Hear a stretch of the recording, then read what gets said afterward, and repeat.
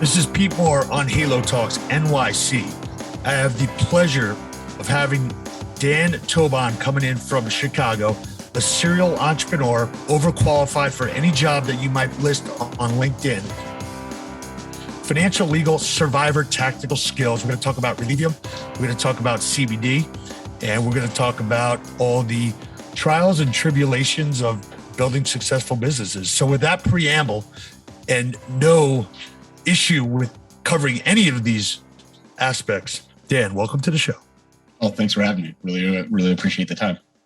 So talk about your background, and it seems like when I read your resume, you could be 80 years old at this point to cover all the ground you've had. Yeah. We're about the same age. So, give us the chronology that got you to here and how all those life experiences have kind of made you, a CEO in the space. Yeah, absolutely. So yeah, I'm a really hard 40. I started my career at 17 in the military, enlisted straight out of high school. I actually thought I was going to be a lifer. Really loved being in the military. 7.5 years and a very long combat tour later, decided I should probably slow down a little bit. Had a persistent back injury that I suffered in Iraq. Decided to do my best impression of a lawn dart falling off a building. 2 compression fractures in my T12 and L1. That led me to try to find the most boring job I could out of the military, which was to go to law school and become a lawyer. Ended up becoming a corporate attorney for a large international law firm called Latham & Watkins. Worked out of their London office doing structured finance and project finance. Quickly realized the magnitude of the mistake that I had made for my personal life and the lifestyle that I like to lead. And being locked in an office 16 hours a day was not something that I knew was going to make me happy long term. So left that and became a general counsel of a small software company, very young, very dynamic company led by some very smart founders. And then quickly ended up assuming the role of the COO there. So got really involved in operations, figured out, with my military background and kind of being a proactive A-type, that was a much, much better role for me. And that kind of snowballed into me realizing that I kind of wanted to lead the ship, not just be on it. Ended up founding my own tech company, built that over 5 years. We're now in the process of selling that to private equity. And then back in 2012, when cannabis first started becoming mainstream in the legal sense, I took a great interest in that. And that kind of had been a culmination of a lot of different things. One, the market opportunity is just gigantic. This is probably one of the most commonly used controlled substances on the face of the planet. People are estimating this to be hundreds of billions of dollars of annual revenue generated by this industry once it's all said and done. Having migrated to the U.S. from Colombia, I was, acutely aware of kind of the troubles that are created when a government decides to make a substance illicit. My parents and I kind of grew up having a front row seat to the drug war on drugs. It's part of the reason why I ended up coming to the U.S. at a very early age. And then just from a intellectual standpoint, this was a once in a lifetime kind of occurrence, right? You have all of these governments all around the world deciding in a very short time frame that they're going to legalize something that they've been sending people to jail for a very long time. So I thought it was super interesting that this was going on and we were going to be able to participate in that.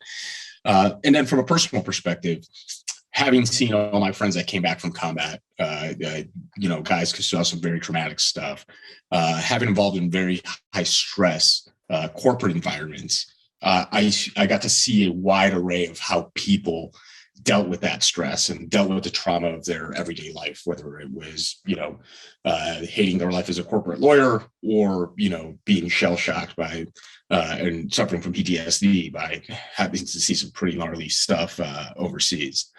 The people that I continuously and successfully saw themselves self-treat, it was almost always with cannabis. People who went to prescription drugs never really did really well. People who, try to right their woes with a bottle. Never saw do really well. And so it was basically, people who practiced mindfulness, led very active lifestyles, worked out, and people who treated cannabis. Those were the success stories that I saw. Are you doing THC and CBD? So our parent company does both. Right now in the U.S. market, because of the state of regulations, we're focused on CBD almost exclusively. I thought when they originally were issuing the licenses by state, they should have allowed the guys that had the customer base come out and say, "Hey, I got 5,000 customers. Could I just make this legal?"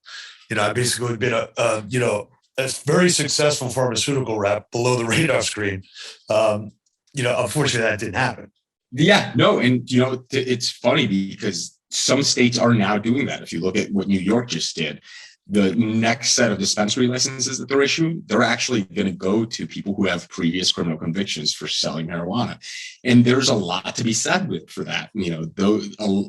Part of, the ideal of bringing people into the pale and getting rid of the black market, which is unregulated and a lot of times unsafe, right, is giving those people an opportunity to become legit. The government should absolutely do that. We had a guy on, he runs a company called Conbody, and he was running a $3 million annual business, right? And then he went to jail and came up with this workout, and now he employs ex-cons.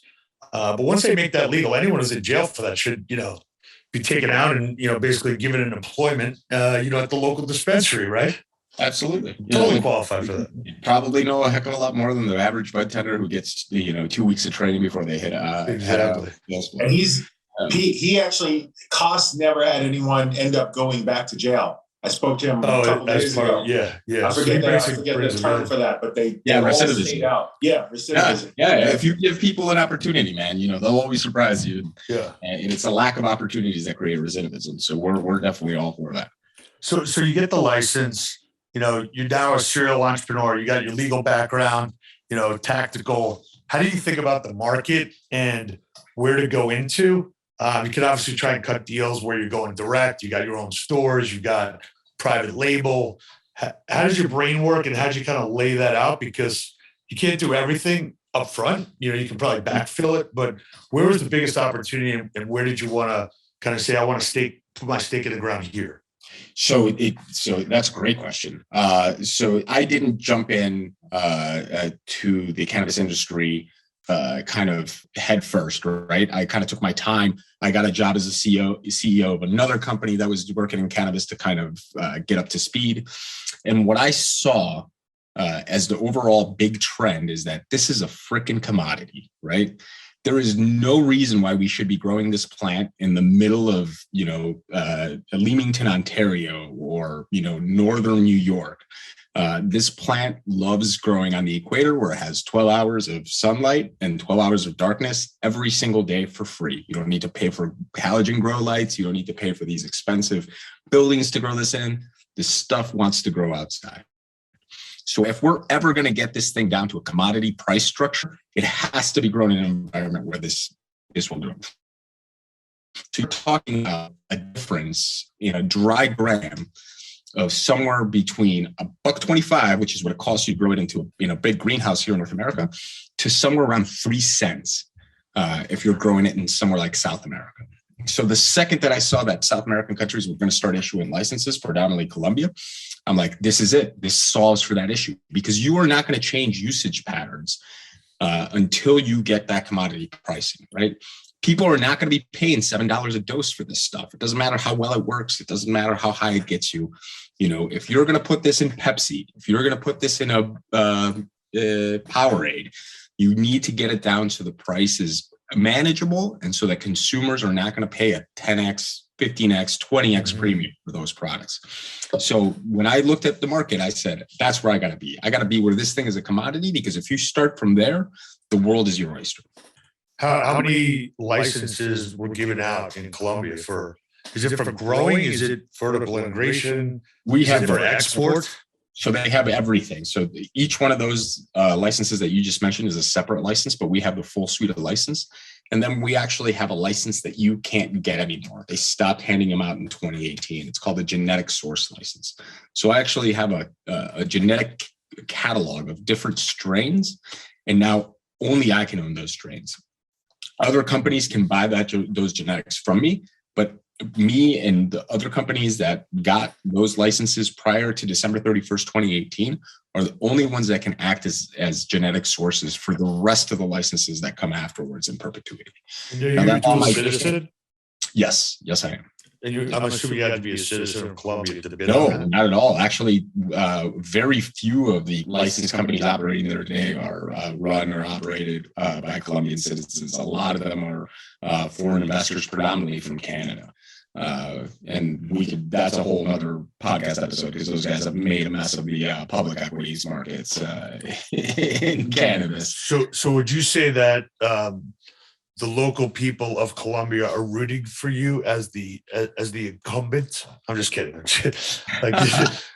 No, but it is a very important, the law in Colombia was actually passed as part of the peace process that was negotiated with the FARC.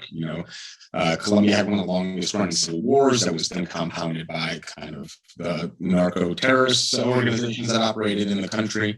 And, Colombia has a lot of really great things going for it. It's one of the more stable economies in Latin America. It's keeping pace with the BRIC countries as far as GDP growth goes.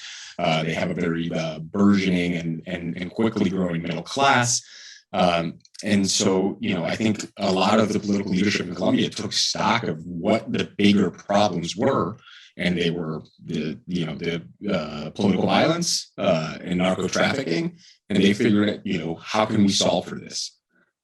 Cannabis legalization is fundamentally, a piece of this peace process, because what you're doing is you're taking revenues away from bad actors and you're giving to legitimate business people who wanted to go with this stuff. And that's ultimately all we want to do. We want to create good paying jobs. We want to provide economic growth by having a massive industry be based in Colombia, one of the best places to grow cannabis in the world. And then we want to do everything legitimately and legal to put out a great product out that people enjoy.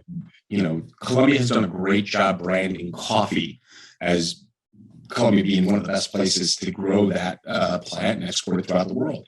We want to do the same thing with cannabis there at all levels: pharmaceutical, personal use, OTC, medical, and then obviously performance enhancers, which is what we're talking about today. When you say you take it down to commodity pricing, like 3 cents, are the farmers and the landowners of Colombia have enough volume where they say, Dan, I'd love to change over to this crop, but you got to give me some more money? So that is one of the actual things that, Colombia has learned with the coffee industry, right? The guys that were actually growing the product, the guys that were mostly responsible for the quality of Colombian coffee, were the ones that were getting the least amount of money, because you had these multiple levels of brokerages and traders in between them and the final user, whether that be you or me or Starbucks, right? So in their licensing structure, Colombia has very intelligently done away with that. The people that are growing and the people that are processing are either one and the same, or they're closely interrelated. So we make sure that if I own the cultivation facility, I'm paying above market wages across the board. If you're a small grower, you're likely working with a large exporter, and by merit of the competition, they have to pay a better price than what they would do if there was 3 or 4 brokers or large exchange in the middle just taking up a chunk of the margin. Also, part of the law in Colombia says that as a large producer, I have to buy 10% of my feedstocks from a small farmer. So I'm there. They even have a guarantee that we're going to be buying from them.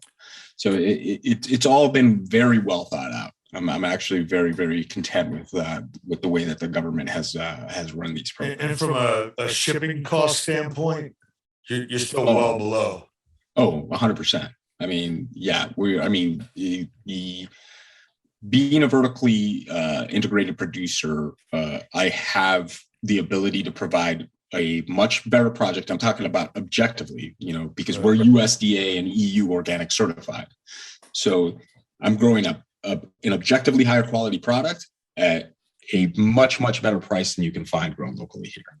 Do they fly a Colombian, US, or a weed flag on the shipping container? So it's funny that you should mention that. We actually have to certify everything with Customs and Border Patrol here in the United States.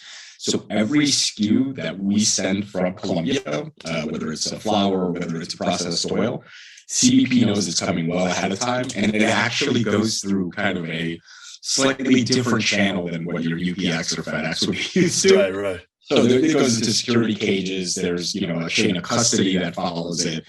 Even for CBD, like even for stuff that's not psychoactive or considered psychoactive by the U.S. government, we have to follow these high security protocols. But it's all good because, it just adds kind of to the provenance, right? We know that it's the product that we're shipping, and that's what's going to end up in the products here in the U.S. Yeah, so let's talk about all the benefits of, I guess CBD first, and how that affects people on the recovery side, in the fitness industry, and where have you seen, some of the benefits that, you kind of say, wow, I didn't know that this plant could do this. Yeah. So, first of all, our core mission is to give people products that work, right? We know certain things about CBD because the scientific literature exists out there. But we also know that it's not a cure-all for every single thing, right? So then comes to matter, what do we know that this plant can do, and what products can we create that treat those indications or help address those indications? One very interesting thing that you guys might know is that NIH actually just released a kind of what they call a narrative review for relevant evidence and recommendations for future research for CBD in sports medicine. So what are they saying? They're saying, all right, we know that this plant has amazing anti-inflammatory properties. We know that this plant has amazing anti-convulsive properties. That's why certain, derivatives of cannabis are being used to treat epileptic patients. And that we know that this plant helps reduce anxiety and it helps improve people's ability to rest and therefore recover. Right. So think about that for people that do really intense anabolic workouts, trying to build muscle mass. Part of what stops them from recovering more quickly and being able to put on that mass is this giant buildup in lactic acid. Right. Imagine if you could take a natural compound that had little to no known side effects that help reduce that inflammation by 50, 60, 70, 80%. On top of that, that same compound allows you to get better sleep at night. So your recovery happens a lot faster. Why wouldn't anybody want to use that? That was our thinking. So we took very high quality, very pure, we very unadulterated. We take basically the direct plant extract, and then we put it into products that work fast and taste good if they're ingestible, or they have other proprietary technology, transdermal technology, to make sure that they get through the dermis and they act quickly. That was it. It's no big secret. But now you're getting publications like Men's Health, the International Association of the International Sports Sciences Association. You're getting Powerlifting magazine. You're getting all these health and these Halo periodicals. Trying to use the right term. That are actually focusing in on that. What we really desperately need is for the FDA to get on board and allow us to start running human trials. So we don't just say, okay, we know that it has this property and we have enough kind of observational data to say that it can do this.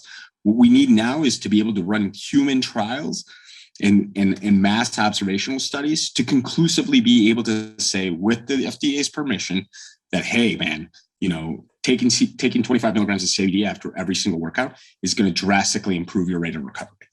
We would love to say that. Yeah. So from the stance of colleges, professional teams, what's the ability to use it? Can you use the CBD across the board? Like that's not 100%. Considered an issue, but the THC, right, is banned. still across the board, or is there any leagues that have? No, I think MLB just announced that they were no longer going to test for THC. I think the NFL is very, very close. A lot of other, I think the NBA stopped testing. So a lot of people are going to stop testing for THC eventually.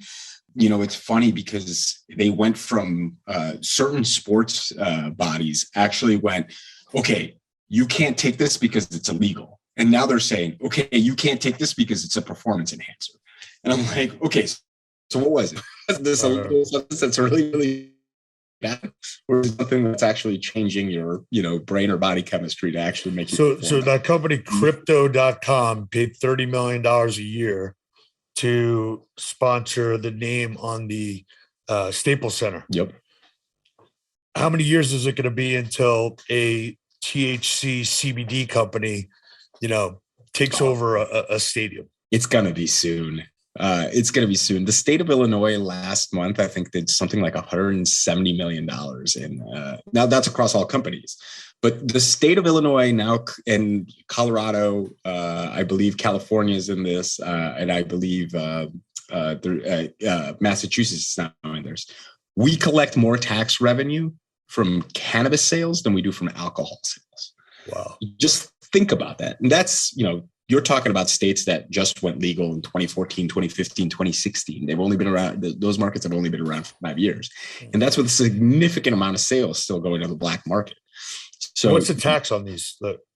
30% or? It varies widely, but you're talking about 30 to 40%. Wow. Yeah. So imagine that. Yeah. So that's a whole nother issue that we could get into, but yeah, we will have the, Cresco Arena or the Green Thumbs Industry Arena, but sooner than you think. Right. So give us a little insight into what are you doing in the fitness space? You're doing some work with exports, some athletes setting up their own, white label lines. A lot of our listeners are in the industry, always looking to add more products. Obviously, it's a very high margin product. Yep. It's new and it's innovative. So give us a little bit of how that program works, how quickly they get to market, what they need to do, what you do. Yeah, absolutely. So when we were actually very reticent at first to do a direct to consumer product, because we wanted to be the Intel inside, right? We wanted to be the back end. We wanted to provide the best product for large producers and people who were better at the branding game or the marketing game than we were. I'm an operations guy and a product guy. I can build that widget the best for the cheapest amount. I don't necessarily want to be out there on the street selling the widget. What we quickly realized is that there was such a trust deficit because of the lack of quality product that we almost had to get into the direct-to-consumer game. And that's where we built the brand Relevium. Why did we go with Relevium? Well, at the time, we thought we were going to be able to register all our products OTC over the counter with the FDA. And then the FDA kind of threw us a curveball with some regulatory guidance. And it ended up that didn't be the case. But we knew we wanted to play in the sports, halo, recovery area, because those were serious people who do not associate themselves with traditional cannabis use, which is, getting high and eating a pint of ice cream. And these were people that had conditions or symptoms or things that we knew we could address with this plant. So Relevium came about, and then we started kind of just sharing our product with athletes in our network. So typically endurance athletes, triathletes, those kind of people. And the reception that we got was phenomenal. That led us to be recommended to a couple of professional athletes. So we are now currently in the process of doing Taj Gibson from the New York Knicks CBD brand. That should hopefully, we should hopefully be releasing that first product here in June. We are working with gyms like Export Fitness to sell the Relevium brand directly through the gyms. You guys are more, versed on what's going on in the industry than I'll ever will be. But, this is being able to sell these efficacious products that have a brand that stands behind the effect, and an effect that their members can feel right away. It is kind of a no-brainer, right? When you get people who are professional athletes who live and, pay their rent, their mortgage, their car note by merit of their athletic ability, and they're using this product and they tell you it works, There's no better marketing that I could come up with. We're also currently sponsoring the AVP volleyball tournament out in Manhattan. We're the only CBD brand that they've ever accepted. Our booth is right next to Kaiser Health's booth. That's how seriously kind of they've taken us as a sponsor. And we're in the process of really converting a lot of the athletes that are participating in that event into non-paid spokespersons because they love the product. Let me ask you a question. So you've got this brand that you've created called Relevium. Mm-hmm. Intuitively, I know it's going to relieve something, right? Right. Why do these pharmaceutical companies name their products that make no sense to me? So like Duplicit, right? Ibrance, Cosentix, Trulicity. What's wrong with these groups that want to create some funky name that you don't even know what it is? And the commercial's 20 seconds of what it does for you and 40 seconds of what the side effects are, which are worse than the actual condition I have. Oh, man, I think they need better trademark lawyers. Because I think what they're really trying to do is just come up with a crazy name so they can find a website real easy and not pay out the nose for it. Relevium, like, how'd you come up with that name? So it's funny. We had a group of really smart marketing people from the cosmetics industry kind of help us out with that. And, we threw a bunch of names that we liked out there. And then, we told them, it's like, look, we don't want you guys to focus group. We just want some feedback. And of course they go and focus group it. And, and Relevium, like, it was some, they said that they've never seen it. There was 10 names on the list. I think Relevium every single time got like 90% of the votes, and was like, and they're like, we've never seen anything. Like usually it's like, fairly split between the top three, and like this one just ran away with it. I'm like, well, is it trademarked? And we looked up the trademark, it was available, and bam, we jumped on it right away. Nice. Yeah. So when you think about building a consumer brand versus thinking about building these relationships on the, white label and private label side, where do you come out, and how do you think about the amount of money that you need in each one of those channels? So that's super interesting. So to build your own brand, if you don't have a captive audience, if you don't already have an audience, so whether you're talking about Web3, where you have these people already through kind of your social media or digital marketing, or whether you're a gym owner and you have, a loyal customer base that comes into your facility every day. If you don't have that, it's really hard to build a brand. Building a direct-to-consumer brand in any market, especially a crowded market where people, may be skeptical about your product, is really, really hard. And I would say you need, orders of magnitude more money than you do. But where our white label program does really well, where we create product for other companies, is when that company already has a active following. So, for example, somebody like Taj Gibson, that guy's a celebrity. He's a celebrity athlete. He's already got a ton of people following. For him to put his name on something and get it out and make it sell well, that's a much, much easier lift than it is for, Joe Smo off the street. The same thing with gym owners. If you have a trusted brand that people love and people are already engaging with, it's so much easier for you to just, design a good logo, work with us to build a quality product, and then put that into your gyms to sell.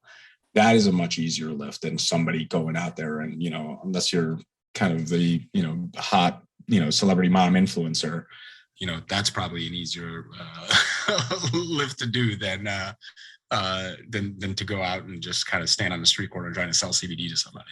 Yeah. So we'll get in the show notes here, the ways to get in touch with you guys about doing the white label, because I do think that's a product that's revolutionary, innovative, and should be sold to everyone, as a, post recovery. Also, Exhale is one of our clients that you should get this into, and Higher Dose. So we should talk about that. So in closing here, Pete, real quick. Yes, sir. Dan, you mentioned as soon as I brought up Akiso water and the blockchain, you were rather impressed. And I think people need to know what you're doing with the QR code and how that works, because there's so much quality control issues. The general consumer doesn't know about this thing yet. Yeah, absolutely. So we are trying to push and it's not just us, it's a couple of other really good companies in the space are trying to push the industry to a standard where every single product that's made should be able to be traceable to a third-party lab that's tested that and confirm that that product is clean, safe, and it has what it says you have in it. So whether it's the amount of CBD or the amount of another active ingredient in there, you should be able to look at that bottle, put your phone on that QR code, and have a third-party trusted lab tell you exactly what's in that bottle. And that's what we do with all our products. So in closing, you've been through a lot of different life experiences. Give us, one quote that either you live by or you think about, or you've told a lot of your employees, partners. Yeah, if you know you're in the right, never let the guy outwork you. What's that? I said, if you know you're in the right, if you know you're doing the right thing, never let anybody outwork you. Figuring out if you're doing the right thing is hard enough. But once you do know that's what you're doing, don't ever lose because somebody worked harder than you. Gotcha. All right. Well, it looks like you're in the right place at the right time, and no one's going to look back and say, "Hey, man, you should have tried this before you got here," right? No. Yeah, I've only got a couple of these left in me, or my wife's probably gonna have a lot of questions next venture I launch. All right. I think you're good where you are. Well, welcome to the Halo sector. Thanks for having me. If guys can reach out to Relevium.com or to me personally, once you guys have my contact, would love to help anybody launch a product. Awesome. Okay, man. Have a good one. All right, guys. Welcome to the sector. Thanks again. Bye.